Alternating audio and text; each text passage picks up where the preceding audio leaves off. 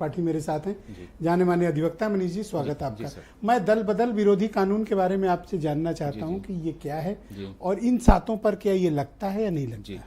1985 में anti defection law आया, और ये डिफेक्शन लॉ इसलिए आया था कि जो कि भारतीय राजनीति में जो परिस्थितियां बनती, इस कारण से कई बार इधर से बागी विधायक या विधायक इधर से उधर ट्रांसफर सांसद होते थे, जिस कारण से ये माना गया कि साहब ये डिफेक्शन लॉ है, जो 1986 में लागू हुआ। इसका मूल रूप कारण था कि कभी कभी जब संसद के अंदर या सदन के अंतर्गत जो व्हिप जारी होता था, वो सदस्यों को मान्य होता था, चाहे वो लोकसभा को हो, चाहे विधानसभा को हो, चाहे विधान परिषद को हो। जब ये सदस्य अपने व्हिप या अपने जो भी उनके व्हिप के जो लीडर होते थे उनको मानना एक था, उस एंटी डिफेक्शन लॉ में प्रोविजन थे, उनको मानना था, उस पर निर्णय लेना था। जो व्हिप जारी होता था वो सारे सदस्यों को मान्य होता था।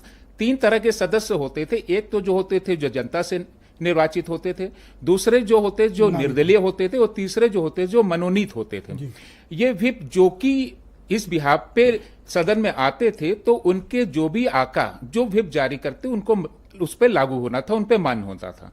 जो भी उस आदेश को पालन नहीं करते थे उनको उनके ऊपर एंटी डिफेक्शन लॉ लागू होता। तब सिर्फ संसद की गतिविधियों तक सम्मिलित था, उसके बाद बाहर नहीं? बाद में सर ये सदन, बाद में विधानसभा में, विधान परिषद में भी आ गया, सब वो उन पे भी लागू होता है। और इसमें स्पीकर, ये व्हिप उन लोगों पे लागू नहीं होता जो स्पीकर और डिप्टी स्पीकर पे सर ये लागू नहीं होता, क्योंकि ये माना जाता है कि सर वो जो है सबके हैं, उनके वो एक इंडिविजुअल आदमी है, उनके ऊपर टाई जब होता है तो उनके ऊपर सर वो किसी भी पार्टी को सपोर्ट कर सकते हैं, लेकिन सर उनके ऊपर एंटी डिफेक्शन लॉ लागू नहीं होता। क्या बाहर राजनीतिक गतिविधियों में विरोधी दल में सम्मिलित होना, उनकी रैली में जाना? सर ये प्रोविजन एंटी डिफेक्शन लॉ केवल व्हिप केवल सदन के अंदर में ही लागू हो सकता है। बाहर यदि हम कोई भी कार्य करते हैं उस पर सर ये एंटी डिफेक्शन लॉ लागू नहीं ये होगा। जो 2003 में संशोधन हुआ जी, उसमें राजनीतिक दल, रैली, कार्यक्रम, राजनीतिक गतिविधियां जोड़ी गई। सर बाहर मैं मनोज पांडे का जैसे उदाहरण देता हूं जी सर, कि उन्होंने ऑफिशियली बीजेपी ज्वाइन किया, जी, मंच पर गए जी,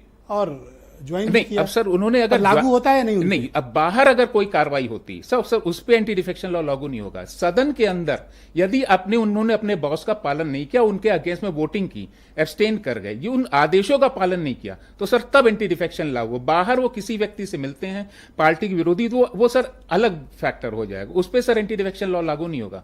जो अपने आका का उनको मतलब सिर्फ नैतिकता के आधार पर वो, लेकिन वो सदन के अंदर अपने आदेशों का, अपने हुक्मरानों का यदि वो आदेश पालन नहीं करते हैं, तब वो अगर समाजवादी पार्टी कोई व्हिप जारी करती है, ये सातों उसको नहीं मानते सर, तब ये एलिजिबिलिटी होगी कि इनके खिलाफ पिटीशन इनके खिलाफ सब सदन के अंदर स्पीकर के समक्ष अदरवाइज नहीं आ सकती, क्योंकि उन्होंने क्रॉस वोटिंग की, इस वजह से एंटी डिफेक्शन लॉ उन पे लागू होगा उस वाले से। सर ऑलराइट, शुक्रिया।